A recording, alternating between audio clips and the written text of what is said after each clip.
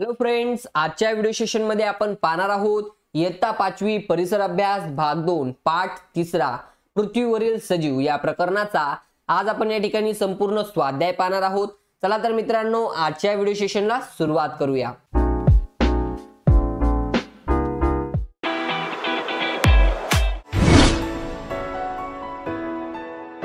अभ्यास तुमचा साथ आमची स्टडी विथ संदीप सर या आपल्या YouTube चॅनल मध्ये मी आपल्या सर्वांचं स्वागत करतो। मित्रांनो, तुम्ही जर आपल्या YouTube चॅनलवर नवीन असाल तर आपल्या YouTube चॅनलला सबस्क्राइब करून सोबतच बाजूच्या बेल आयकॉनला क्लिक करून ऑल नोटिफिकेशन ऑन करा, जेणेकरून आपल्या नवनवीन स्वाध्यायाची नोटिफिकेशन तुमच्यापर्यंत पोहोचत राहील। चला तर मित्रांनो, पाहूया पहिला प्रश्न। या ठिकाणी पहिला प्रश्न आपल्याला विचारलेला आहे तो म्हणजे प्रत्येकी एका वाक्यात उत्तरे लिहा।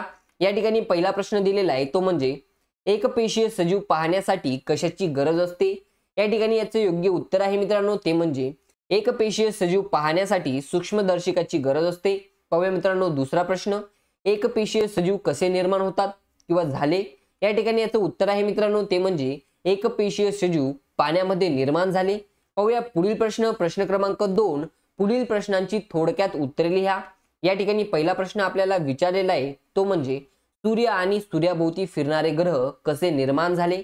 या ठिकाणी याचे उत्तर आहे मित्रांनो ते म्हणजे शास्त्रीय संशोधनाच्या आधारे असे मानले जाते की सुमारे 4.5 अब्ज वर्षापूर्वी अत्यंत तप्त वायू आणि धूळ यांनी मिळून बनलेला एक प्रचंड मोठा गतिमान ढग अवकाशात निर्माण झाला। त्यांच्या अत्यंत वेगवान चक्राकार गतीमुळे त्यांचे विभाजन होऊन सूर्य आणि सूर्याभोवती फिरणारे ग्रह निर्माण झाले। पाहूया मित्रांनो पुढील प्रश्न, प्राण्यांची 2 वैशिष्ट्ये लिहा।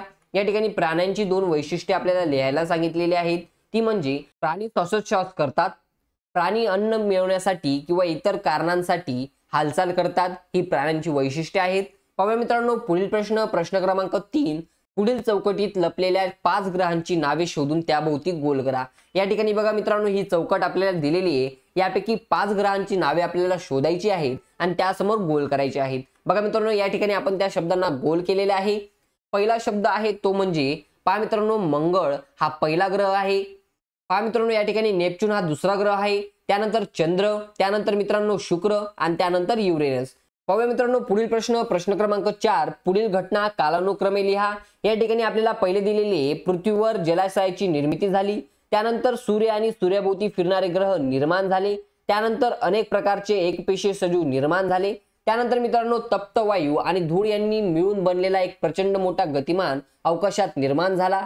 बघा मित्रांनो या ठिकाणी याचा योग्य क्रम येणार आहे तो म्हणजे तप्त वायू आणि धूळ यांनी मिळून बनलेला एक प्रचंड मोठा गतिमान अवकाशात निर्माण झाला, सूर्य आणि सूर्याभोवती फिरणारे ग्रह निर्माण झाले, त्यानंतर पृथ्वीवर जलाशयाची निर्मिती झाली आणि मग मित्रांनो त्या पृथ्वीवर जे जलाशय निर्माण झाले त्यामध्ये अनेक प्रकारचे एकपेशीय सजीव निर्माण झाले।